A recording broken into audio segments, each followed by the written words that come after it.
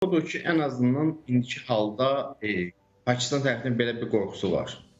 Biz bunu bundan əvvəlki açıqlamada da hiss elədik. Orada da açıq şəkildə Pakistan tərəfi bildirdi ki, əgər Hindistandan hər hansı bir hücum olarsa, Pakistan tərəfi burada mütənasib şəkildə cavab verməyəcək. Yəni çox daha ağır şəkildə cavab verəcək. Bundan göstərir ki, Pakistanın belə bir hücum qorxusu var. Qorxulardan birincisi budur ki, istər-istəməz baş vermiş bu hadisə, xüsusilə nəzərə alsaq ki, son günlər Hindistandakı daxili siyasi vəziyyət, xarici vəziyyət artıq demək olar ki, cəmiyyətin anti-Pakistan ruhunda köklənməsi və ümumiyyətlə Hindistan siyasi ictimaiyyətində artıq daha sağçı qüvvələrin hakimiyyətdə olması və onlar adətən belə deyək, öz siyasi ritorikasını, siyasi hekayə quruculuğunu Kəşmir məsələsi və Pakistan üzərinə, hətta Hindistan müsəlmanları üzərinə qururlar. İstərseniz bu ritorika Hindistan hakimiyyətinə şərait yaradacaq ki, burada və yaxud istəməsə belə bu məsələdə irəli getsin və qəlizləşsin bu məsələ. Məsələnin bir tərəfi budur. İkinci tərəfi odur ki, Hindistan iqtisadi və siyasi və hərbi cəhətdən burada daha güclü tərəfdir və Pakistanın çəkinmələri odur ki, bu səbəb olsa və olmasa belə, əvvəlcədən Hindistan belə bir senariyə hazırlaşa bilərdi və növbəti daha böyük addım ata bilərdi. Məsələn, indiyənə qədər Hindistan bu cür məsələdə fərqli davranış sərgiləyib və bu güc balansını Pakistanın əleyhinə inkişaf etdirən bir məsələ. Məsələn, bunlardan birinci odur Kəşmirin statüsünün ləğvi, 370-ci maddənin ləğvi idi.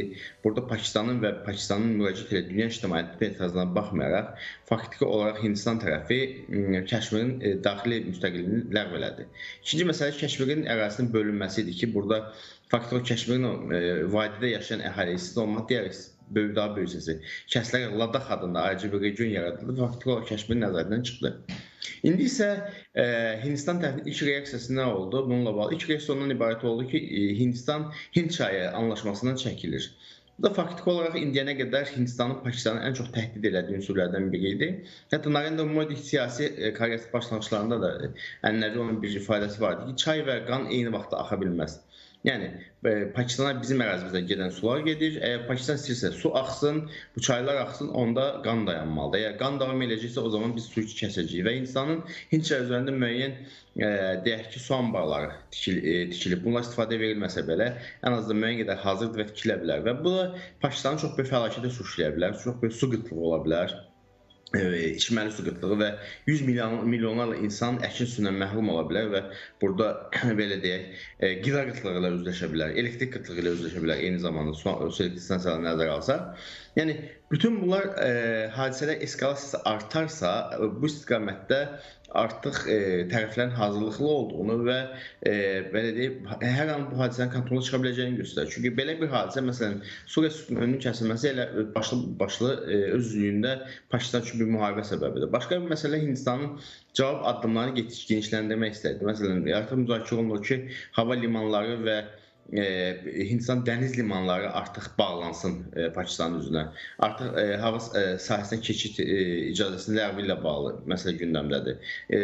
İlk terror aktı olan kimi Hindistan bütün Pakistan vətəndaşlarını ölkəni tərk etməyə məcbur edilmişdi və vizalarını ləğv eləmişdi. Yəni, görünən odur ki, burada bu eskalasiya dalğası genişlənir və burada artıq hər dəfə Hindistan yeni bir addım atacaq, Pakistan məcburdur uyğun bir addım atsın və sonunda gətirib bu siyasi səhnədə, xüsusilə dediyim kimi, geopolitik məsələlərdə, xüsusilə su məsələsində və s. iki ölkə arasında münasibətlərin geri dönüş olmayan nöqtəyə gətirib çıxara bilər. Digər tərəfdən sərhəddə daimi atışmalar baş verir hazırda, yəni sərhəddə sakitçilik deyil orada. Atışmalar da daimi şəkildə baş verir və bu atışmalardan yeni bir münaqişənin alovlanma ehtimalı var. Eyni zamanda qlobal oyunçuların əvvəlki dövrlərdə fərqli olaraq daha çox müdaxilə olması. Məsələn, biz Çinin açıq şəkildə Pakistanı dəstəklədiyini görürük. Digər tərəfdən ABŞ-ın gizli şəkildə, ya üstü şəkildə olsa Hindistanın yanında olduğu mesajı aldıq. Rusiya neytrallığını qorumağa çalışır. Bir tərəfdən Pakistanla münasibətlərini davam etdirməyə çalışır. Digər tərəfdən Putin Hindistana olan səfərini hələ ki təxirə salmayıb. Yəni, hər iki tərəf necəsə bir balans yaratmağa çalışır. Amma Rusiyanın digər müttəfiqi Çin burada Pakistanın yanındadır.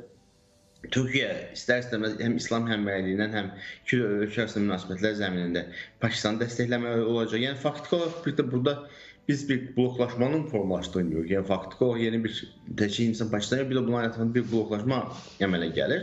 Və dediyim kimi bunun üzərinə istər bu Şəfəq nəşriyyatı, Dawn nəşriyyatı burada sadəcə özlərindən belə bir məlumat vermir. Eyni zamanda bunu həm də Pakistan Xarici Nazirinə əsaslandırıblar. Yəni onun ifadəsi kimi veriblər.